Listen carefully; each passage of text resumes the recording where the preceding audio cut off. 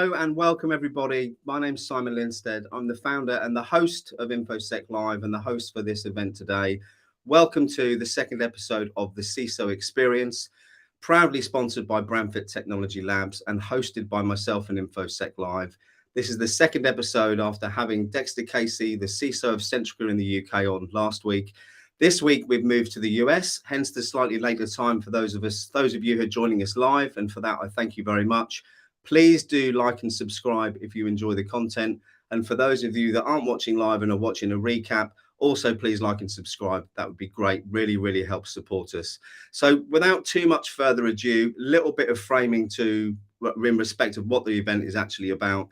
The CISO Experience, we've now got, I think, 39 guests lined up over the next few weeks, all leading CISOs in the US, all talking about the challenges, the achievements they've made over the last few years, and the whole point of the series to try and share best ideas and practice. So without further ado, I'm going to bring on our first guest. It's Christopher Russell, the CISO from tZero Group. Here he is.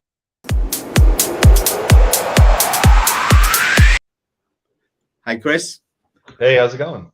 Very well. Thank you so much for joining me today. It's much appreciated. Yeah, excited to be here again.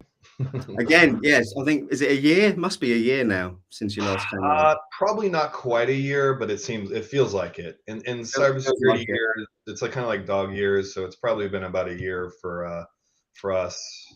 I'm feeling the dog years at the moment. Definitely. Yeah. So for those of you that haven't seen you before and didn't see you last time you were on, do you mind just giving everyone a little bit of background about yourself and where you are now? Sure. So currently I'm the CISO at tZero Group. My background in cybersec started off, as a firewall engineer, moved up to managing some MDR teams that were onboarding both SIEM tools and endpoint detection tools, and writing detection rules for all these, and helping the customer implement them. And so that kind of set me up as a kind of a pretty good experience across the board as far as tools go. And then I've been kind of doing some blockchain kind of security type testing off to the side. So when I put all this together, it kind of lined up good for me to kind of take over a CISO role. But before all that, I was in Intel and I did human intelligence. And so I had, I'd been around, classified systems, I've been around, things like least privilege, RBAC, like all these things are kind of just ingrained in me over those years doing Intel. And that kind of, started my progress into the cybersecurity realm. But it turns out that Intel piece, the human intelligence piece, dealing with people, I think is actually something that I use more and more as a CISO now than I do kind of the tech stack. I'm still very technical. I still nerd out on this. I spend half my time doing that. But starting to learn that the human side of figuring out how to get stuff pushed through businesses, getting champions of different business units and all that is something that is very rewarding and kind of good to have a kind of background in. So anyone who wants to be purely technical and move into leadership, at some point you have to sit down and figure out how to talk to people to get what you want. Do you think the experience you had in the past has helped you adapt to that, or is it a skill set that you've had to learn completely from scratch? So I think I had a little bit of it as just a person, but the military training and then just doing human type intelligence every day, where you're trying to figure out what's motivating people and what drives people, and figuring out how to like befriend and kind of start a relationship with them. That's something that definitely has helped me, and I benefited from, again, the training and then just doing it every day. So that's not something that, like I said, I have a little bit of that, I think, and that's why I ended up in that field. But I definitely benefited from the military kind of beating it into me. You're not the first person to say that who I've spoken to. It's definitely a huge benefit, I think, for anyone. I'm going to go a bit off tangent because this wasn't something I wanted to talk about, but you've mentioned blockchain, and I want to know how you got into that. Sure. So I don't know what it was, 2015, 2016, everyone's starting to hear about things like, Bitcoin and Ethereum and, Ripple, Verge, all these, different coins. And for me, I always had a curiosity about like the tech underneath it all, really. So what I was doing was I would download the wallets, I would download the nodes, I do all these things, and because I had like some home lab firewalls and endpoint tools, EDR tools, to see what was going on process wise, I wanted to know what they looked like from to the security tool. What I found was all the security stuff just thought it was malware. So if you downloaded some some sort of wallet that did some sort of peer-to-peer connection, your endpoint protection tool would think it's malware and just quarantine it. So I was like, well, that's interesting. And then when you look at how blockchain connects, again, peer-to-peer, these nodes, and the reputation of them is not usually good. If you're using firewalls and you're blocking things that don't have good reputations based on URLs, those are going to getting blocked too. So what I was finding is the security tools of the legacy stack was not really meant or built to, kind of accept blockchain type connections and processes. So I started kind of digging into how to make them work for that and not have to replace them with new technology. And that is possible then. It isn't a complete barrier having the old Yeah, stack. you have to write some custom applications, and you have to know what process, child parent process interactions are going on with the particular wallets. But you can write the exceptions, and you can say under these conditions, if this wallet does this is fine for my system. Like I said, a lot of the peer-to-peer stuff, most tools when they see that are like, this isn't good. Nothing should be going peer-to-peer on your computer, but that's the way blockchain works. So it's some of the like Palo Alto networks, they're starting to write their own application or their own custom applications for Bitcoin and Ethereum. So next generation firewalls can see those sessions and identify them as that, but they're not doing every coin out there. So if you have a wallet and you have some kind of odd new coin or whatnot, they're not writing custom applications for all that. It's just kind of the mainstream thing. So if you do want to get involved, Do you think that speaks volumes about the way? I mean, we're going completely off track now, but do you think that speaks volumes about the way the market's going, the kind of digital currency market? I mean, it's gone down to what, about 20,000, I think, at the moment. I mean, my opinion over the last year or so is that it's a correction that's needed to happen, like the markets in general. yeah, Being overinflated. I agree too. I think it's a correction that has to happen. I mean, if you've been in crypto for a while, it's a kind of a ladder up. I think Yeah. there were some valuations from these projects that were probably unrealistic that needed to kind of come back down to earth, unfortunately. But the underlying tech and the concepts and the ideas behind it all is something that's going to thrive and survive. Not all the coins will, not all the projects will, not all the companies will, but it's going to be it's going to be something that's happening. I think we all have to kind of recognize in the near future, there's going to be central currencies that are digital. It's just going to happen. China's Do you think you'll get a digital dollar? Do you think that will happen, Chris? Yeah. Yeah, me too.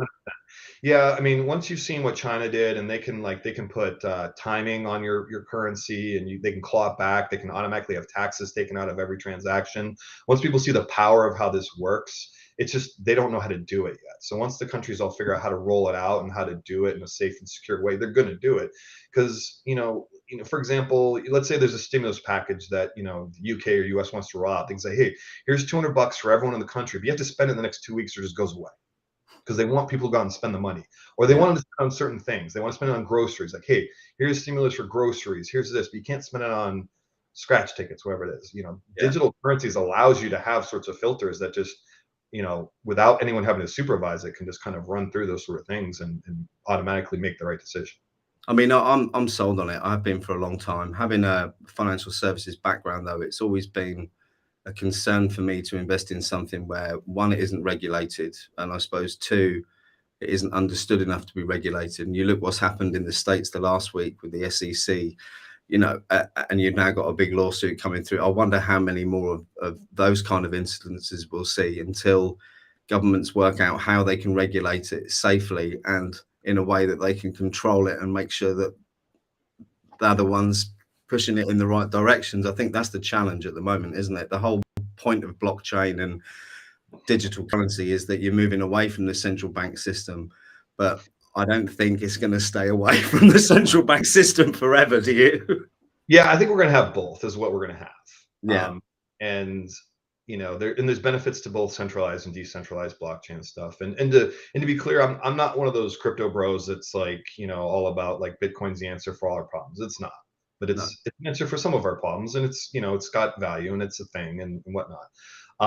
But you're right. I mean, there's certain use cases and certain times where being able to transact on the web with digital currency is going to be really convenient and nice. But you want your life savings in a project that if it gets lost, you don't have a number to call to ask what happened and maybe I think the thing is back to something we were talking about earlier, actually, about marketing before we went on. And it's been very similar with Bitcoin, where you've seen a push from lots of celebrities. It's become mainstream. Yeah. People have had the extra stimulus cash. They've had extra money, and they've seen their wallets going up. And you know, I've got friends who've done it and done quite well out of it over a couple of years. But then people have put money in there they can't afford to lose. And I think that's the big leveler is now, where people are realizing that it isn't just something that keeps going up. You know, you can lose money. I mean, I've always said, without wanting to give investment advice, I was waiting for it to go down to 15 and then I'm sticking my whole pension in it, but that's a personal decision. Yeah, I mean, again, yeah, with the short history of it, people have seen mostly good. If you bought 2015, 16, 17, 18, even with this down part, you're up quite a bit. There's stuff I bought for sub penny that went up to like 27 cents, and that was a lot of money that I didn't really do much to get. So that's really attractive. It's hard not to, hey, I'll just throw $100 in here or whatever. But like you said, when people start throwing in their, you know, they're cashing out the 401ks and putting everything from, you know, taking a second mortgage in the house, that's where I think people, you know, need to be tempered a little bit, because there is a lot of uncertainty there. And what I think we're going to find is a lot of these crypto coins are actually being treated like securities. And that's when the governments are going to come in and say, this is a digital security. This is something that was like a capital raise. This is something that you own ownership in something, and you get, you get residual income from. So that part's going to get, you know, sorted out over the next year or two. But something will remain, and we'll have both centralized and decentralized blockchains, and everyone will get a little bit of what they want. I mean, the one good thing that's come out of the price crash is the fact I don't get 3 or 4 messages in my LinkedIn inbox every day trying to sell me crypto. I still do. You must be on the special list, Chris. Yeah. Yeah, I'm like, you know, it's like I know blockchain in my LinkedIn stuff, but I'm not someone looking for any investments there right You're hitting all those keywords. Now, look, let me try and get things back on track, because as usual, I've digressed, of course. So I've got 3 questions. The first one is, what's your biggest success in your working career? So that's a hard one, because there was some stuff back in the Intel days I think were pretty, you know, important to me, but those are, you know, maybe more on the classified side. So Well, I'll leave those. let's say successes and on what Yeah. you can talk about. Yeah. Roger. So I've been thinking about this, and what I've come to find, I feel, is the most successful things I've done is when I'm able to basically implement a project, not from a technical standpoint, although there's always technical challenges. It's when I get it rolled out and I get the business buy-in, and it actually, like, it's something that's adopted and people want to use and are happy about. I'll use an example. It's not maybe my greatest success by any means, but it's one I felt great about because it's what I wanted to do and it's working. So we mentioned shift left earlier before we got on, and it's some people are talking about, and people have been trying to do this for a long time. It's not a new concept. The earlier you identify vulnerabilities with static code analysis and dynamic code analysis, all these things, the better off you are with your applications. And so everyone wants to find out earlier in the process, so there's, they can just, build better. And the challenge was for a while the technology. It was hard to do. It was hard to implement. It was hard to find it all. That's been solved, but now the problem is we've got so much visibility and so many things that could be vulnerable that we have a kind of a people and process problem where they don't know how to make it work in an organization. And I'll explain why. So you plug in your widget that does static code analysis, and you look at, and it looks at all your libraries, and it says you got like 10,000 vulnerabilities. And the first thing you go is, crap. Where do I start? 10,000, a bunch of criticals, a bunch of highs, a bunch of mediums, whatever. And so people have this moment where they're like, oh man, like, I'm not going to get developers to take all the time needed to go through 10,000. You could just issue them 250,000 JIRA tickets. I'm sure they'd work their way through. Exactly. So it comes to a grinding halt where it's like, oh my God, this is, and especially if you fully automate this, it's automatically doing merge requests. It's already, there's all these things that just automate this noise. And when you hit the technical people with a lot of noise, they just stop listening. Yeah. So what you have to do is roll these things out in kind of this like crawl, walk, run method where you're basically hiding, the results from them, and you're curating, okay, this is the priority this week. This is the priority for this sprint. Fix Spring Boot, fix the log4j last year, whatever it is, upgrade this. And you got to kind of piecemeal that for a while in a very slow, methodical process where it's digestible for them, but you're making progress. And you've got this giant mountain behind you that no one sees of these vulnerabilities that some of which aren't that important, but you don't want to just leave them there.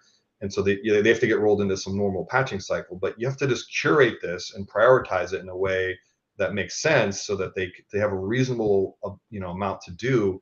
And then when they see that you're not just hitting them with 10,000 alerts and vulnerabilities, they actually want to fix things, because it's like, okay, you give me 1 or 2 things a week, that's reasonable. I can, and then they can start doing it more real time. You start giving them the tools to, okay, instead of waiting till your project's done, let's give you a plugin that connects right to your tool, whether it's Sublime or IntelliJ or whatever, and you can run the analysis as you're writing, and then you can fix stuff as you're doing it. And you can see the feedback, and you start giving them this process that they buy into. When you start seeing the developers buying into this process of shifting left, and you start seeing those vulnerabilities go down, you start seeing less new ones coming up each week. This process is what I found the most rewarding, because I've just seen it fail so many times. I've seen a lot of people throw a lot of different technologies at it, and I've just seen a lot of just you get somewhere, and then you kind of end up with just a bigger stack at the end, because it doesn't end. So starting to see that, yeah. Sorry, I mean, I'm not technical, right? I think everyone who's watching this, who's watched me before, knows I'm not technical. However, I have been looking into AppSec a fair bit recently. The firm I'm doing some work with at the moment are heavily into AppSec. And one of the things when we're talking about shifting left is it's all very well scanning everything in the pipeline, but doesn't it make sense to start doing that at the repo stage before people drag stuff in? Now, I know there's, I think, one provider in the marketplace who does that. I'm not going to say who it is, but it links up with their own SAST and DAST scanners, I believe. I think in a perfect world, obviously that would be ideal. But when you're brought into a situation that isn't like that from the start, obviously there's only so far you can shift left, I suppose. Yeah, and that's where people stumble. They add it after everything's already in production. They didn't do this the whole time, and then they're like, okay, it's time to security. So they plug in the code analysis, and they see just this giant mess. Yeah. And so it's really daunting, and everyone's like, oh man, like this is just never going to end. And you just kind of got to methodically, like I said, let the security team curate priority for that team and kind of work through it. But if you're doing it from the beginning, like you said, and you are shifting left, whether it's the repo level or, like I said, locally, before they even put it in the repo, when they're doing IntelliJ or whatever IDE or whatever they're using to compile, there are plugins for all these tools that they can run these scans locally, and the results will go back to the platform that you're using. The security team will be notified. They can immediately, I get a Slack message that someone ran it. I immediately come back. I run like what can be mitigated, what actually has an exploit. I immediately send that back to them. Like, before this even goes to the next step to the repo, fix these things. Yeah. Because there's an exploit for this, and there's a way to fix it right now. Don't even put it in the repo until this is upgraded or updated. And so, to me, seeing that working and seeing people using that and people being excited about it and actually adopting it, again, not to some people that may not feel like the biggest success, but for me, it's been the most rewarding thing, because I feel like it's something that's just people have struggled with, and to kind of turn the corner from that giant mountain of vulnerabilities that I've seen in other orgs to a thing where we're being very proactive. I just got really excited about it. I think rightly so. I mean, all the conversations I have with security teams who work with developers, it's a very similar conversation. And there's another buzzword, or a couple of buzzwords, that I'll bring up now, because everyone's got differing opinions on this. But another piece of terminology you hear a lot in the DevSecOps world is what's the word? Security champions. Yep. Yeah, and that's a term that I use when I tell people that when you're trying to roll out anything, you need security champions in all the business units for 2 reasons. A, you need to understand how the tool is going to work for them. So you need to be talking to them before you even bring a tool into the picture. And then after you bring a tool in the picture, you need their feedback on, this isn't working for us. This is a giant deviation from our flow, so that you can get it back to a state where it's, you know, more in line and they're more apt to use it. Because as one thing we know, if humans are, you know, faced with a roadblock, they're just going to go around it. And so you can't just be like, security says no until you do this. You have to find a way to get them to securely yes. And, you know, you have to be a little creative sometimes. But I think the way, one of the big wins for you is by hiding or obfuscating the big problem from them and giving it to them in small, manageable chunks. I think yeah. a lot of feedback I've heard from other developer teams is that, why I mentioned the Jira tickets earlier, is that they'll get, you know, a big stream of these tickets through and they'll just ignore them because they've got no interest in getting it done. And I suppose unless you've got that security champion or embedded security within the developer team, it's very difficult. And going off on the developer thing a little bit more, especially when some firms are pulling in developers from multiple locations around the world who are using multiple repos, and it's just an absolute mess, isn't it? Yeah, it can be. I've seen some, you know, not so great situations back when I was dealing with customer environments like that. I'm fortunate that I came into a situation where that wasn't such a big issue, but that's definitely probably not the norm. No. And you're right with the champion piece is, you know, you enable a couple of people to kind of understand how this works. They're force multipliers, because then it's not even that they have to, you know, once they know, you know, once they start learning some of the basics of the AppSec piece and shifting left, they're just incorporating it into their, you know, everything they do from then on. And then you don't have to necessarily stay on top of them. I mean, these are really smart people. Developers are some of the smartest people in the organization.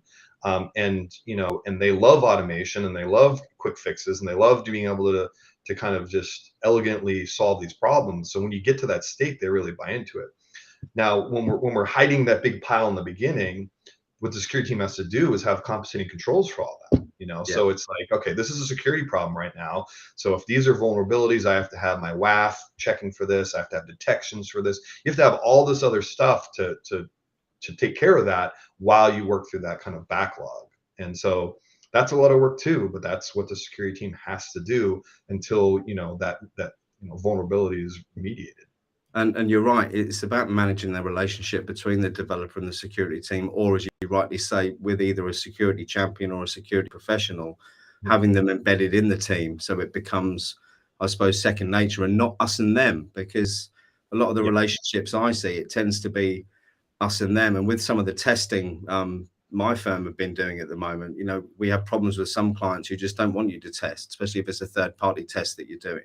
They're looking for every excuse not to be tested, or because they know that's going to come back bad and they have all this work and they just don't want to even open that door. So they just want to put their head in the sand and pretend it's like not a real problem. I think, as Paul Rogers said in the comment earlier, fixing something is so much harder than doing it right the first time. And I think it's the whole mindset shift, though, isn't it, within kind of developers, that the security has got to be thought of from the start. Yeah, and I don't blame developers, because they're, you know, they're working on these tight sprints. They have deadlines. There's a million things they got to do. I mean, they work insane hours. I've seen them just do magic, you know, build something from scratch just overnight to fix a problem. Like, And don't forget the financial pressures from the board as well about, yeah, you know. exactly. So like I'm in awe of them, and it's just a matter of like, their primary task is to, you know, get something done. Security can't come in and just make it harder. They're just going to resent that. So you got to figure out how to enable them, support them, and figure out how to let them do it the way they want to do, but in a secure way. So it's a real, you know, it's not like there's a million different ways you can, you know, deal with the developers from a security standpoint, but you can't just do one size fit all. You have to sit down, you have to deal with people a little bit differently, you have to deal with different teams differently, you have to like figure out a way to work with them. And it's, you know, the leader's job to make it work from a buy-in perspective. You can't just say no, you have to do it this way. They'll find a way around it. Yeah. And that's all part of what you were talking about earlier, which is developing relationships and Yes. learning how to communicate with all different types of people. And people in your job is super difficult, because on one hand you've got the C-suite to be discussing with, and then on the other hand you've got developers talking a different language. So I don't don't envy your job. Well, I do a little bit, I suppose, Chris, but I don't think I'd want the stress and pressure that you have, because it's quite immense, isn't it? Yeah, I think in a lot of orgs, it is bad because, like you said, those are two different languages. You've got a technical language, you've got a business risk language from a board level. These are just two different languages that not many people can necessarily translate between, and you have to learn how to translate those two things so that the tech people understand from a business perspective. Look, if this doesn't work, there is no business. So this Yeah. has, and then from the business side, that understanding the risk, like, look, I understand you want it delivered tomorrow, but this is the risk that. Yeah, and then my favorite three words when trying to deal with board members in the past is "which means that," and I'm sure there's other terminologies, but then trying to relate it to something they understand and a risk that they can feel. And Yeah. The good thing, I'm lucky right now. I've come in at a point where I would say it's very few executives do not have cybersecurity on their radar. It's become such a thing. Everyone's been through issues and breaches and seen the news and seen what it can do to people's careers and businesses, that it's not like it was before where everyone's like, well, it's not our problem, whatever. I mean, like, these days, most executives know it's an issue and are being a little bit more proactive. They're really trying to support cybersecurity. So, like, it is in a much better state than it was even just a couple of years ago.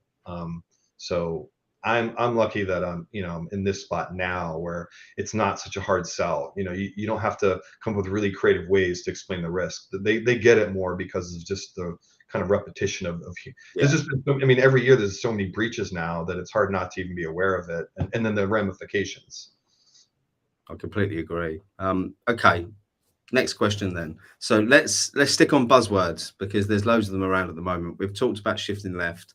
The next one that I saw at both RSA and InfoSec Europe was zero trust, which great idea. However, isn't that what security professionals have been trying to do for the past 15 years, but just not called it that? Or have I got this completely wrong, Chris?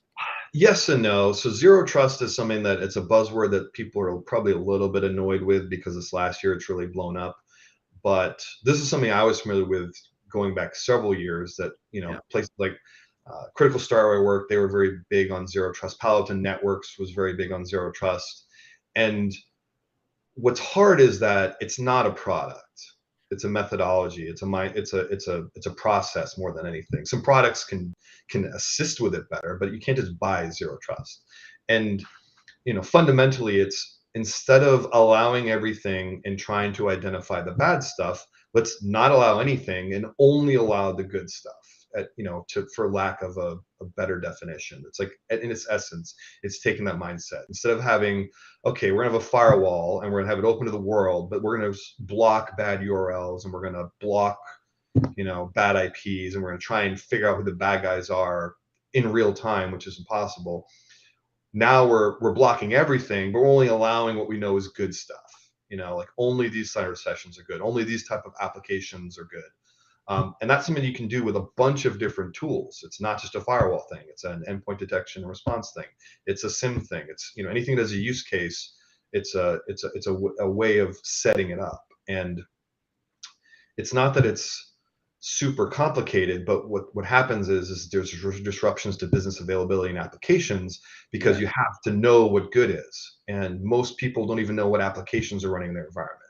I think That's the other big part of it, from what I've heard, is user permissions. I mean, Yeah, historically, users have had kind of access to loads of stuff that they don't need access to. And yeah. Least privilege kind of picks off of zero trust, where let's say you know let's say I'm an admin for my organization, which I am. But does that mean I should always be able to do whatever I want at all times from all locations? No. Even as an admin, I should have to come from a certain place during certain business hours, doing certain activities that are within the scope of what I should do. And there should be a way, if that needs to change rapidly, that we can go through a process of proving that. But it shouldn't just be me deciding, okay, I'm going to up my privileges.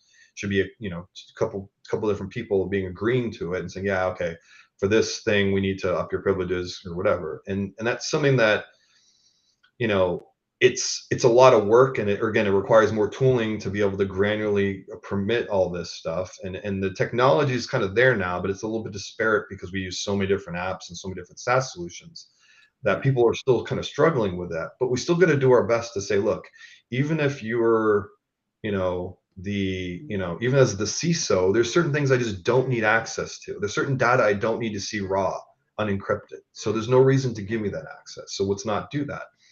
And the basics of doing these reviews on privilege and permissions and privilege creep, it's part of every audit, and people, when they go through the audits, kind of explain what they're doing, but we're still really bad at those basics. So it's really easy when credentials get compromised, and users get compromised, that they find that they have all these permissions they never needed to have. And if they'd just been locked down a little bit more, the compromise would have been probably less significant. And it comes down to the basics, because it's unpopular. It's unpopular to restrict permissions, and then people have to ask a couple times. I'm frustrated. I'm so tired of having to ask for this, but it's got to be the way it is. Yeah. Is it normally the higher level employees who have the biggest problem with that as well?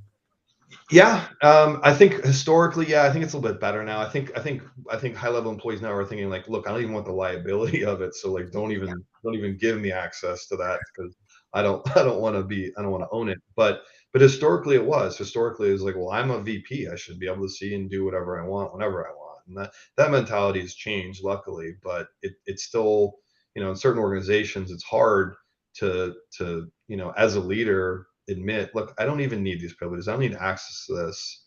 I don't go in and do any of these things. So as much as it's nice to say I have all this, like, just removing it would be safer for everyone, if I'm really not using it. And most tools now will say, look, you haven't used these permissions in 365 days. So why do you even have them? Yeah. Google, AWS, Azure, they will tell you if you've got a role in there that you're using and you're not using any of it. I mean, someone just has to go. It's just, again, it's a tedious work, because you have to go through all these different roles, and you have to keep updating it, and people would rather some sort of automated tool that they buy that tells them everything's fine. Well, it's funny you should say that, isn't it? Because one of my big bugbears in the industry is it's driven by the big companies with the marketing budgets who do have these magical box solutions. And I'm not going to sit here and say there isn't a place for them, because there is. But it isn't just them that you need, is it? Shall we talk about that for a minute? The importance of the human element, maybe. Yeah, this is something that, I mean, it's not unique to me or you. I think a lot of people see this, and I think we've reached a part where we're reaching kind of a ridiculous level of, everyone's building a security product that does everything. It doesn't do anything particularly well, but it does everything sort of okay.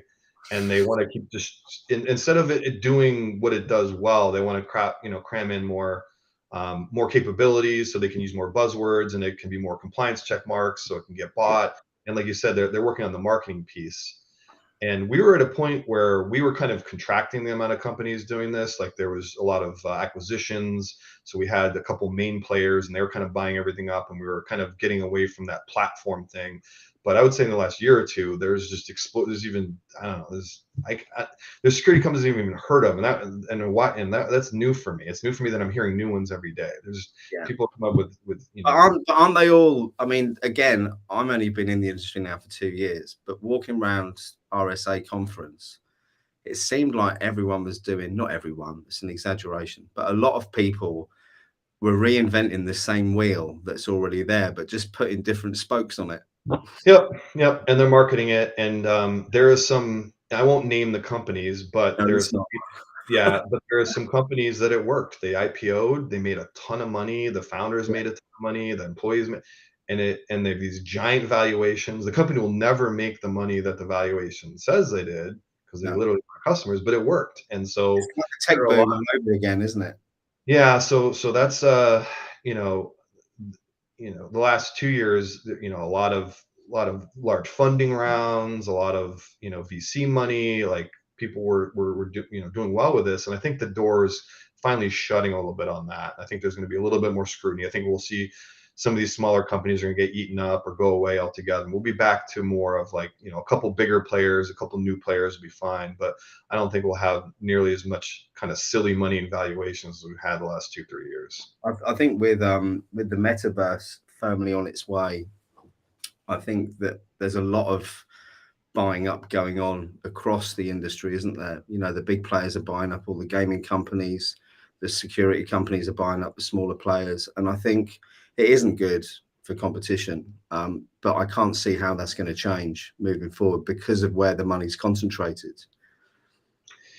Yeah, it's an interesting thing you bring up that we have this whole other dimension, if we're going to call it, that's going to have this whole other kind of e-commerce, a whole other ecosystem that's going to happen digitally, and everyone's just figuring out, how do I monetize this, and how do I become a product that can make money in this environment? And it's not, hey, how do I make this environment safer for my kids? How do I make this environment safe for consumers? How do we, I mean, account takeovers and fraud are still just prevalent across. Yeah.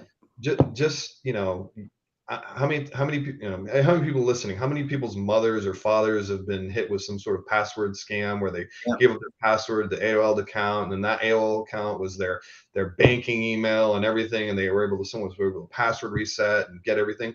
There's no protection for consumers. No one's selling. It happened to my wife's best friend from the school playground. Yeah, it happens to everyone, and there's no products aimed at helping people. If you're not part of an organization, you don't have an EDR EPP tool or some sort of like DLP product doesn't let you put your password on the wrong site or anything like that.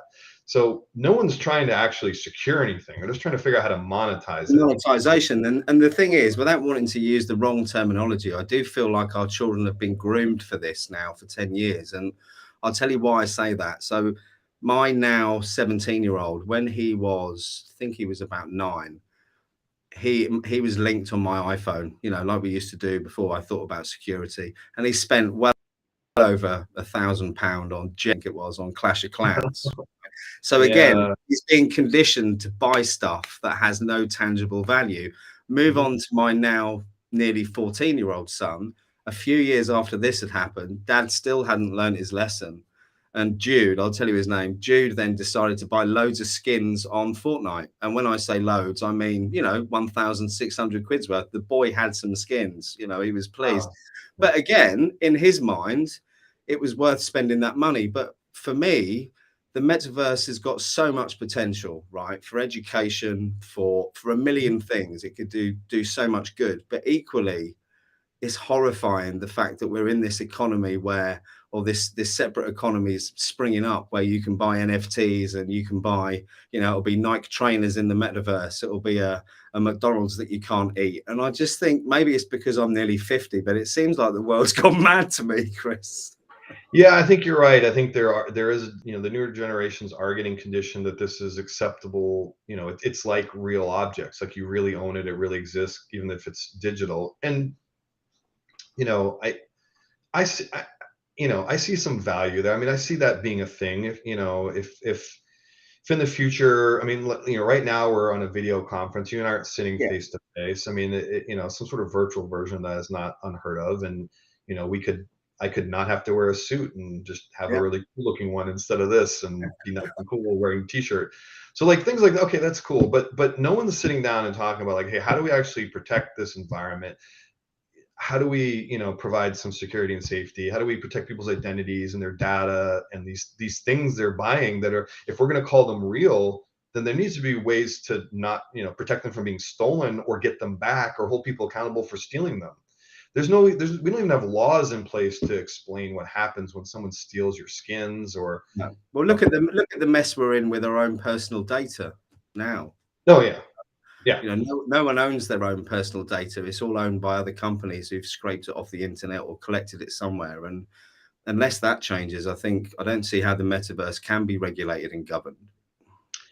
Yeah, I mean, I agree. I think it will be hard to, because it's, by definition, a lot of laws. It doesn't probably really exist. It's just, something that we accept as a fun thing. But you're right. But my point though is this has become, it's going to become bigger. It's going to be tied into more things. There's going to be actually monetary. There's going to be a lot of money in this, and Yeah. people, spending a lot of time and a lot of effort and whatever. And like any new technology, we don't worry about the security part till much later. So, we were mentioning crypto earlier, and Web3, and central currencies and all this. There's not that many people that have experience doing security for that yet, because they were still building it. Yeah. So we just don't have the experts in it. You hear about some of these breaches, for, again, crypto. I'm using crypto companies as an example, Yeah. but it could be anything. There's a swap, service, and they got milked for 10 million ETH or whatever. There's not enough people in there that know how to actually audit the smart contracts, do it right, or whatever. There's barely enough people who know how to build this stuff, never mind secure it. So security is always one step behind on this, unless some of these builders, again, get some of these fundamentals in their head from things like AppSec, shifting left, and some of these kind of fundamentals. And we're still just behind on that. And I see again, the metaverse as being a place we're already kind of failing on, because I've already hearing stories about bad things happening there, and there's really nothing people can do about it. And it's like, haven't we learned anything about, we have to have some, not necessarily checks and balances, but way to protect people, protect their assets, a way to get things back, and just no one's got that mentality yet. And we're It's going to have because new the development. gold rush has started, Chris. The gold rush has started. Everyone's just chasing the money now. Yeah. And that's the big problem. I don't think human nature is ever going to change on that part of it. But you're right. If you can embed the security mindset in the people who are developing it in the first place, I think it's the only way that we can solve the problem, isn't it? Yeah. Okay, so last question. We've got about 15 minutes left. Biggest challenges at the moment, either for you, if you don't want to talk about specific challenges in the industry. We've covered off a couple already, but anything else in particular? So we already talked about a lot, so let's mention again. But the security industries, the companies right now, I think they're focusing too much on marketing, focusing too much on checking a lot of boxes. I think we need to get back to, look, we're a company that does this, and we do it the best. And we do this one thing, and we do it really great. And I wish people would try and get away from we do everything, kind of, because it doesn't help anyone. No. The fundamentals is something that I feel like we're sort of losing a little bit on, and because we're getting lazy, because technology is making things kind of easy.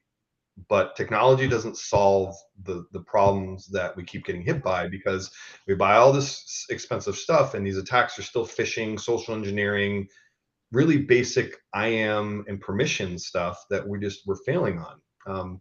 I'll mention the Colonial Pipeline was, some VPN that no one remembered, had a really weak password, and it was an intern, and everyone talks about that as kind of, the blame. But the problem isn't that. The problem is that who set up the password policy? That's a basic thing, to not allow whatever it was, summer123, to be a password. That just shouldn't even be ever allowed in an organization. There's a way in anything that allows you to have a password to have a criteria, and it should be X amount of characters with this, and this. And that should just be an automatic thing. Once you set it day one, you can never have a weak password after that in your organization, because you've set this policy. And I still today find organizations have weak passwords because they don't have a password policy. Yeah. Do you think the other P word, I think, is quite relevant as well? I mean, this is using my financial services experience and a couple of conversations I've had recently in this industry. Policy is super important, but what's equally important, and what some people miss, is the robust processes behind it to implement it. So some companies have got lots of policies written down, not naming any names, but there's the tick box mentality out there. But when it comes to those policies being delivered and adhered to, they haven't got a robust process behind them. Yeah, I agree with that 100%. A lot of places, they did a bunch of policies, maybe from like 10 years ago, 5 years ago. They copy and pasted something, so it all or meets someone else's. Yeah. Yeah. So for an audit, it all looks great, but you're right. It doesn't actually match what the business does. It doesn't actually fit the needs of the business. It doesn't work with the workflow of what people do. And so every time your organization changes how the business runs a little bit, those policies will be updated to reflect that. And no one's going back and redoing that all that much. I'm not trying to brag, but I do go back and do policies when it's like, okay, you know what? A long time ago, there was some encryption policy for something. What we found is people were being too strict, and we weren't able to use our data because everyone thought, okay, look, this has to be encrypted all the time. It can never be encrypted. It's like, what's the point of even collecting it if we're just going to keep it encrypted all the time and just shove it in the thing and no one can ever see it? No, the business can collect this information. There just has to be certain conditions in which certain people are allowed to use it to do certain things that are authorized. Otherwise, why even collect it? And those are things that, you know, you have to constantly kind of go back and reevaluate the kind of policy part and say, hey, does this actually match how the business runs anymore? Because again, with the security gets kind of this mindset of like, we're the office of no. We're going to tell everyone how you do it, when you do it, whatever. When the reality is like your job is really to figure out how to get everyone to be able to do what they want from a product perspective, from a business perspective, securely. Yeah. So you kind of need to look at what the business is doing, what their strategic goals are, where they're going to, and say, okay, we're going to go from this on-prem thing to this cloud, you know, based version where with a SaaS and whatever. How do I update everything so that we support that, as opposed to telling them like, look, that's just not secure, you can't use that. Well, And everything. the other thing when it comes to implementing cloud migrations, and you see it with big enterprise firms quite a lot, is they put a lot of effort into the migration part or outsourcing the migration part, but they haven't actually got anyone in-house after it's done to kind of pick up any pieces. That knows how it works. Yeah, exactly. And then they don't know, and you know, the people who did the migration, they don't know a lot about the business value of it. So they did what made sense from a migration standpoint, from a technical standpoint, but it may not make sense from a business flow standpoint. You know, there might have been stuff they even know was sensitive data or important data. I mean, there's just, you know, they don't have that business context. So the actual company should be so embedded with them that they know everything going on. And you're right, that doesn't happen. They just like hire someone to kind of cut and paste it in. And then the other thing is when they do that, they also cut and paste the problems from a data center into the cloud, which is you should basically have to re-architect the whole thing. And if you don't have anyone in your organization that knows how to architect that, you probably shouldn't even go to the cloud. I think it's you've said the word several times now throughout the conversation, the word embedded. And I think the mentality, especially with a lot of penetration testing, is the testers come in, they pull your pants down, they tell you that this is crap, this is wrong, you need to fix this, this is broken. They give you a report and then they walk off. And for me, I don't see how, especially with smaller companies, how one that helps because they probably haven't got the resources to deal with the remediation. It seems like that part's wrong, and you hear use another buzzword because we've been talking about loads, but purple teaming. That was exactly what I was thinking. Yeah. Purple teaming is actually one. I might not like the word, like the color purple, but it makes a lot of sense. It's just, I think for smaller firms, it's not affordable. You know, it's a cost thing perhaps, but there must be a way around that. How do you deal with that in your business? Yeah, I've been thinking about that too, and I think you're right. Like purple teaming obviously is a good solution to the kind of problems that you mentioned. But again, most organizations can't afford a full-blown purple team and maybe even the operation of how you kind of run through it. But what I am seeing now, and what we didn't necessarily have before, is we didn't have as many red teamers before, like good red teamers. I feel like it's exploding right now. We're getting a lot of people coming in InfoSec on that part. And I'm thinking and I'm hoping that what this is going to mean is it's when we kind of going to we probably may already have reached critical mass on how many pen testers we can hire. A lot of these people are going to end up on blue teams doing other stuff too, Yeah, because they have that background. Now, when they can do both, maybe it's not a traditional purple team, but they can, you know, if you can yeah, actually wear both hats, you can test on one end and go back and fix on the other. That would be ideal. Or if you're getting blue teamers to cross train a little bit onto the red teaming so they can do some of the testing, I think that's what the evolution will be a little bit for some of the smaller orgs. You know, in smaller orgs, everyone has to wear a couple hats. And yeah.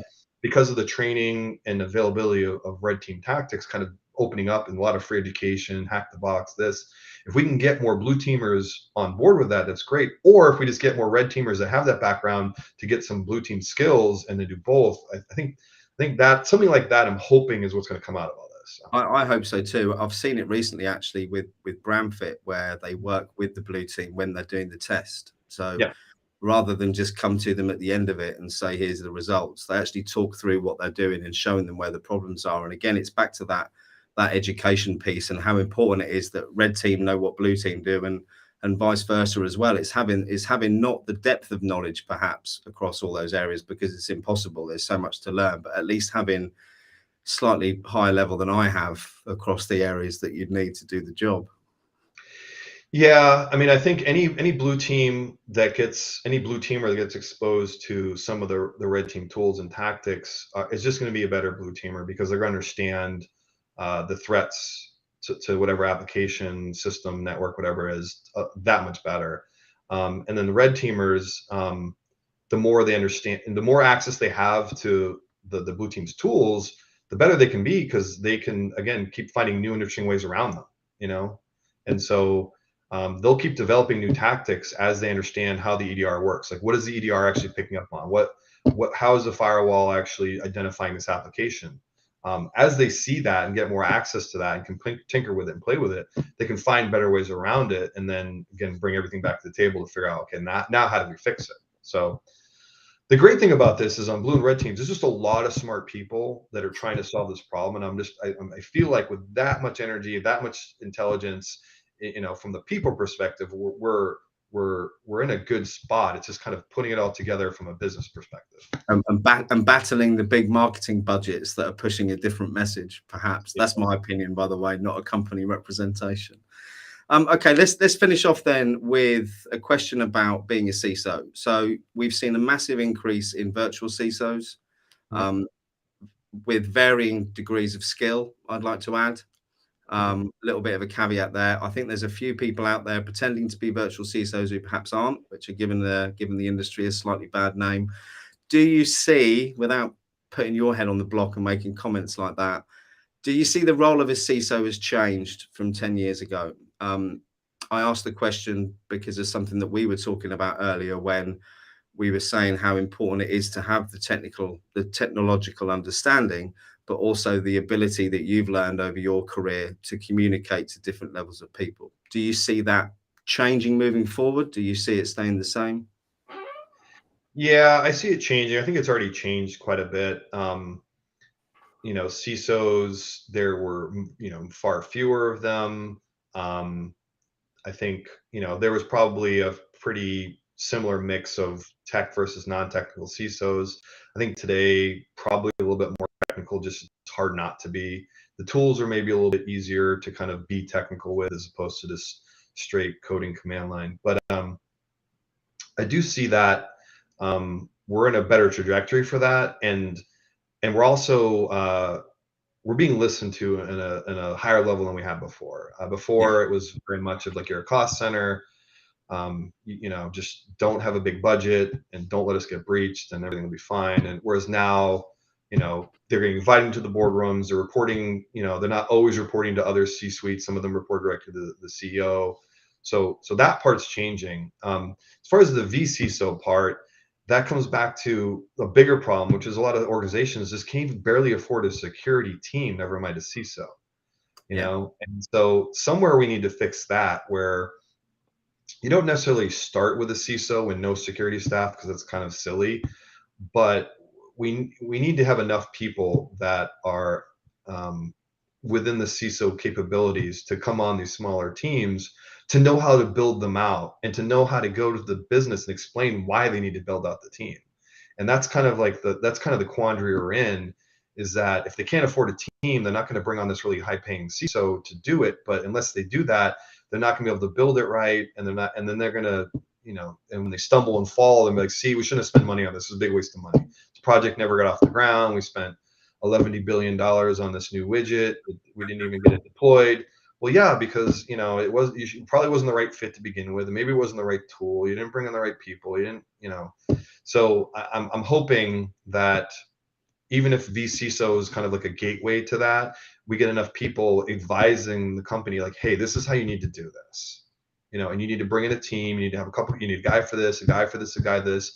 Don't even worry about these tools over here. The shiny stuff over here is not for you yet. You need to work on, you need EDR. You just need something to quarantine malicious files, and that's where you need to start. So I heard a new terminology yesterday, and it might be because I'm new to the industry, but I haven't heard it before. And I'll give credit to who I heard it from. It was a guy called Paul Flatt, who's a CISO in the UK, and he said there's a new breed in the industry called BISOs. Have you ever heard of such a beast? Yeah. Is that true?